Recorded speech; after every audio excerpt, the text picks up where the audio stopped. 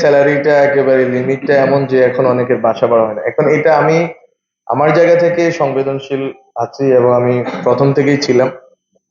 আমরা আমাদের জায়গা থেকে চেষ্টা করতে পারি যে কিছু পরিবর্তন আনার জন্য, কিন্তু আমি মনে করি যে এটা একটা গ্রাজুয়াল প্রসেস, যে আমরা কিছু শুরু করব, পরবর্তী সরকার এসে করবে। এবং এটা যদি সাংবাদিকদের দিক থেকে সবসময় এই উদ্যোগগুলো থাকে, বিশেষ করে প্রাইভেট কোম্পানি বা প্রতিষ্ঠানগুলোর সাথে কোলাবোরেশন হচ্ছে, অথবা গভর্নমেন্টেরও কোনো কোনো স্পেসিফিক, যেমন এখানে যে কথাটা বলা হচ্ছে যে ডিআরইউর স্পেসিফিক আলাদাভাবে অফিস এবং অবকাঠামোর জন্য আমরা অন্য একটা সংগঠনকে আমরা 1 কোটি টাকা দিয়েছি অর্থ মন্ত্রণালয় থেকে। ওরা অর্থ ছাড় পেয়েছে, ইআরএফ, ইকোনমিক ডেভেলপমেন্ট ফোরাম।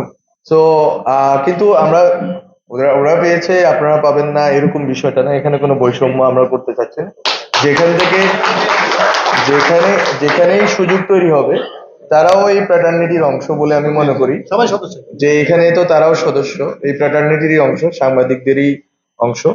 ফলে আমরা চাচ্ছি যে সবার কাছেই এই সুবিধাগুলো পৌঁছানোর জন্য, যাতে সবাই একটু সম্মানের সাথে এবং মর্যাদার সাথে টিকতে পারে। জীবনের সব আয়োজন এখানে একসাথে, এবং ফ্যামিলি থেকে শুরু করে নিজের জীবনটা এবং শেষ জীবনটা ভালো মতো চলতে পারে।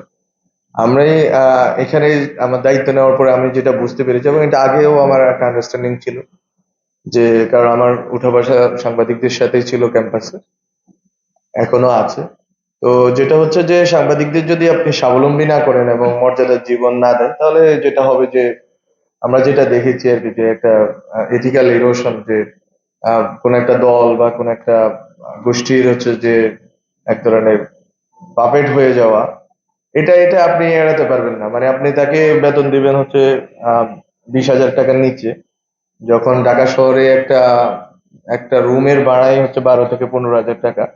একটা একটা সাবলেট থাকলেও এখন আর 10-12 হাজার টাকা লাগে। তো আসলে এটা আসলে অনেক কঠিন একটা জীবন। তো এই জন্য যেটা হয় যে আপনি যদি তাকে অনারেবল লাইফ না না দেন, তাহলে যেটা হবে যে অন্য কোনো মিনস তো বেছে নিতে হয়, জীবনটা তো বাঁচাতে হয়। আমি মনে করি এটা একটা গুরুত্বপূর্ণ জিনিস, যে সাংবাদিকদের অনারেবল লাইফ, এটা আমি আমার জায়গা থেকে চেষ্টা করেছি এবং আমি করবো আরো যতদিন আমি আছি। কিছু সময় আমার কিছু সময় আছে, বাকি আছে।